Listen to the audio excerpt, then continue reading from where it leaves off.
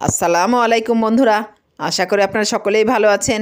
আর আপনারা দেখছেন ইসলামিক গল্পের আসর। জান্নাতের সার্টিফিকেট প্রাপ্ত সাহাবী তালহা ইবনে উবাইদুল্লাহ রাদিয়াল্লাহু আনহু প্রতিদিন নবীজি সাল্লাল্লাহু আলাইহি ওয়াসাল্লামের পেছনে ফজরের নামাজ পড়েন, কিন্তু নামাজে সালাম ফিরানোর সাথে সাথে তিনি মসজিদে না বসে তাড়াতাড়ি বাড়ি চলে যান। এভাবে কয়েকদিন চলার পর অন্যান্য সাহাবীরা এটা নিয়ে আলোচনা শুরু করলেন যে প্রতিদিন সালাম ফিরিয়েই তালহা রাদিয়াল্লাহু আনহু চলে যান, অথচ নবীজি সাল্লাল্লাহু আলাইহি ওয়াসাল্লাম ফজরের পর সূর্য উদয় না হওয়া পর্যন্ত মসজিদে বসে বয়ান করেন। অন্যান্য সব সাহাবীরাও রাসূলের কাছে বসে থাকেন।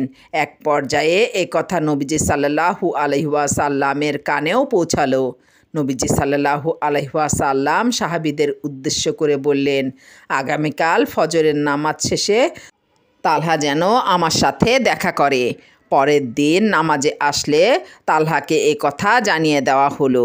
ফজরের নামাজ শেষ, তালহা রাদিয়াল্লাহু আনহু বসে আছেন নবীজির সাথে দেখা করার জন্য। এক পর্যায়ে নবীজি সাল্লাল্লাহু আলাইহি ওয়াসাল্লাম তালহাকে ডাকলেন। নবীজি অতি মোলায়েম কণ্ঠে তালহাকে বললেন, তালহা, আমি কি তোমাকে কোনো কষ্ট দিয়েছি? আমি কি তোমার কোনো হক নষ্ট করেছি? এই কথা শুনে তালহা রাদিয়াল্লাহু আনহু কেঁদে ফেললেন এবং বললেন, হে আল্লাহর রাসূল সাল্লাল্লাহু আলাইহি ওয়াসাল্লাম, আমার জীবন আপনার জন্য উৎসর্গ হোক, আপনি আমার কোনো হক নষ্ট করেননি। নবীজি সাল্লাল্লাহু আলাইহি ওয়াসাল্লাম বললেন, তালহা, তাহলে তুমি প্রতিদিন নামাজ শেষে আমার কাছে না বসে চলে যাও কেন?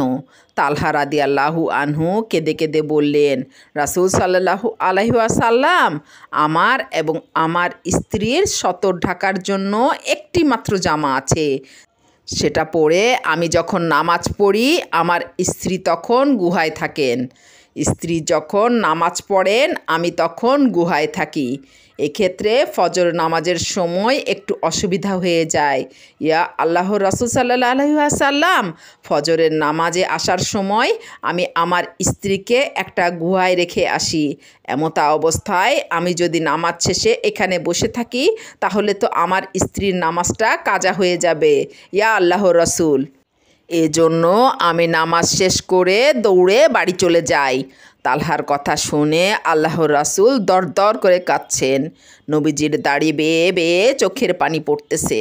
সাথে সাথে নবীজি সাল্লাল্লাহু আলাইহি ওয়াসাল্লাম তালহাকে জানিয়ে দিলেন, তালহা রে, নিশ্চয়ই তুমি জান্নাতে যাবে। আল্লাহু আকবার, সুবহানাল্লাহ। একটি মাত্র পোশাক ছিল তালহা রাদিয়াল্লাহু আনহুর এবং তার স্ত্রীর।